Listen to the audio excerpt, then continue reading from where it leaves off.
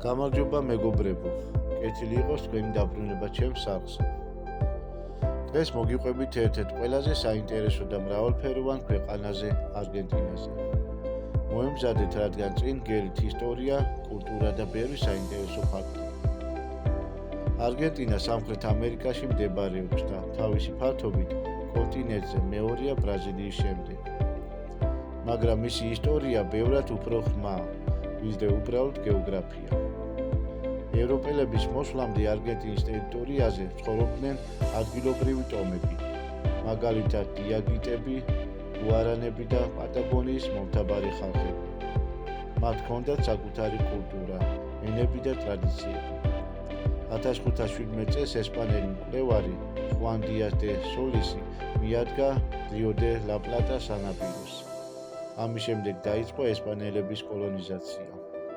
1580 წელს დაარსდა ბუენოს-აირესი, რომელიც მოგვიანებით ქვეყნის მთავარ ქალაქად იქცა. ესპანეთის მმართველობის დროს არგენტინა იყო ვიცე-სამეფოს ნაწილი და მისი ეკონომიკა ძირითადად სოფლის მეურნეობაზე იყო დამოკიდებული. 1800 წელს დაიწყო ეგრეთ წოდებული მაისის რევოლუცია, რომელმაც საფუძველი ჩაუყარა დამოუკიდებლობის პროცესს. 1817 წელს არგენტინამ ოფიციალურად გამოაცხადა დამოუკიდებლობა ესპანეთისგან. ერთ-ერთი მთავარი ფიგურა ამ ბრძოლაში იყო ხოსე დე სან მარტინი, რომელიც სამხრეთ ამერიკის დამოუკიდებლობის ერთ-ერთი გმირია.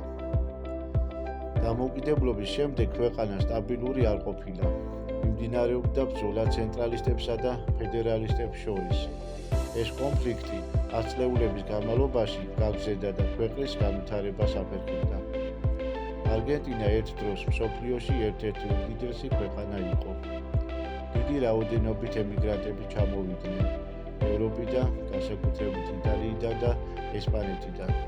სწორედ ამან ჩამოაყალიბა თანამედროვე არგენტინული კულტურა. ბუენოს-აირესი გადაიქცა თანამედროვე და ევროპულ სტილში აშენებულ ქალაქად. 1940-იან წლებში ხელისუფლებაში მოვიდა ხუან დომინგო პერონი. მისი მმართველობა დაკავშირებულია სოციალურ რეფორმებთან და მუშათა უფლებების გაძლიერებასთან. მისი მეუღლე ევა პერონი ძალიან პოპულარული იყო ხალხში და დღემდე ეროვნული სიმბოლოა. თუმცა პერონის მმართველობა ავტორიტარული ნიშნებითაც ხასიათდებოდა. ეს იყო ერთ-ერთი ყველაზე ბნელი პერიოდი არგენტინის ისტორიაში. სამხედრო რეჟიმის დროს ათასობით ადამიანი გაუჩინარდა. ამ მოვლენას ბინძური ომი ეწოდა. ადამიანის უფლებების დარღვევებმა მსოფლიო საზოგადოების ყურადღება მიიპყრო. არგენტინამ სცადა ფოლკლენდის კუნძულების დაბრუნება, რომლებიც დიდი ბრიტანეთის კონტროლის ქვეშ იყო. ომი დამთავრდა არგენტინის დამარცხებით, რაც სამხედრო რეჟიმის დასუსტებას შეუწყო ხელი. 1983 წლიდან არგენტინა დემოკრატიული ქვეყანაა, თუმცა ეკონომიკური კრიზისები, განსაკუთრებით 2001 წლის კოლაფსი, დიდ გამოწვევად იქცა.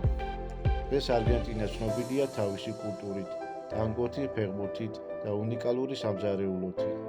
ქვეყანა მუდმივად ებრძვის ეკონომიკურ სირთულეებს, თუმცა ინარჩუნებს ძლიერ ეროვნულ იდენტობას. არგენტინა ასევე არის ისეთი ლეგენდარული ფეხბურთელების სამშობლო, როგორიცაა დიეგო მარადონა და ლიონელ მესი.